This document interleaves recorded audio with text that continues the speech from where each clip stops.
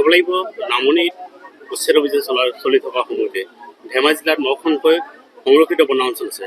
তাতেই যথেষ্ট সংখ্যক খিলঞ্জীয়া জনগোষ্ঠী আছে। আচলতে ভৱিষ্যত এই সকলো বহুত চিন্তিত হৈ পৰিছে। কি হ'ব? বহুতে নাজানে বনভূমি বুলি ক'লে ফৰেষ্ট ৰাইট এক্ট এটা আছে। এই ফৰেষ্ট ৰাইট এক্টৰ অধীনত বনভূমিত আমাৰ খিলঞ্জীয়া মানুহ আমি প্ৰটেক্টেড ক্লাছ হয়, আমি নিৰাপদ। সেইকাৰণে মই আজি আহ্বান জনাইছোঁ যে বনভূমি যিখিনি বনভূমিৰ কথা কৈছে ইয়াত আমাৰ ধেমাজি জিলাত আৰু যিখিনি বনভূমিত আমাৰ যিখিনি প্ৰটেক্টেড ক্লাছ মানুহ আছে, অসমৰ খিলঞ্জীয়া মানুহ, অসমীয়া মানুহৰ কাৰণে আমাৰ আইনগতভাৱে আমাৰ প্ৰটেকশ্যন আছে। ক'তো একো এভেকশ্যন নহয়, খিলঞ্জীয়া মানুহৰ ক'তো এভেকশ্যন নহয়। আৰু মই খালি এইটোৱে ক'ব বিচাৰিছোঁ, খালি অবৈধভাৱে যদি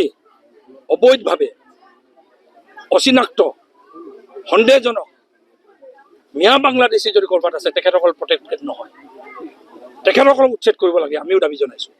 আৰু ইয়াৰ প্ৰত্যেকটো জাতীয় সংগঠন, খিলঞ্জীয়া জাতীয় সংগঠনে মাৰ বান্ধি ওলাই আহিছে।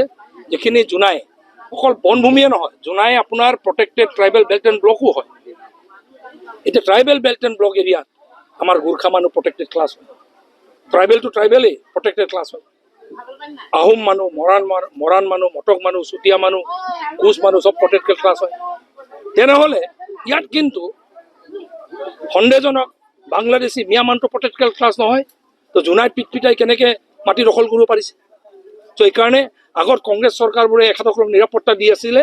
এতিয়া মই আহ্বান জনাইছোঁ ডক্টৰ হিমন্ত বিশ্ব শৰ্মা ডাঙৰীয়াক, আমাৰ মুখ্যমন্ত্ৰী ডাঙৰীয়াক আহ্বান জনাইছোঁ, আপুনি যেনেকৈ বলিষ্ঠভাৱে অসমৰ বনভূমি উদ্ধাৰ কৰাত লাগিছে, ট্ৰাইবেল বেল্ট এণ্ড ব্লক এৰিয়াৰ মাটি উদ্ধাৰ কৰাত লাগিছে, কাজিৰঙা যেনেকৈ আপুনি উদ্ধাৰ কৰিলে, বটদ্ৰৱা থান যেনেকৈ আপুনি উদ্ধাৰ কৰিলে, বৰপেটা সত্ৰ যেনেকৈ উদ্ধাৰ কৰিলে, আপুনি চৰ চাপৰি যেনেকৈ উদ্ধাৰ কৰিছে গভৰ্ণমেণ্ট লেণ্ড, PGR আপুনি যেনেকৈ উদ্ধাৰ কৰিছে সন্দেহজনক বাংলাদেশী নাগৰিকৰ পৰা, মই ভাবোঁ অতি সোনকালে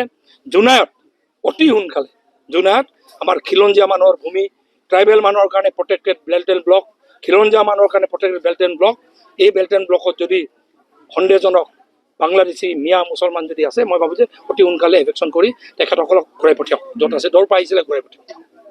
যিকোনো খবৰৰ বাবে যোগাযোগ কৰক 7099017330 লগতে 7099017110 নম্বৰত।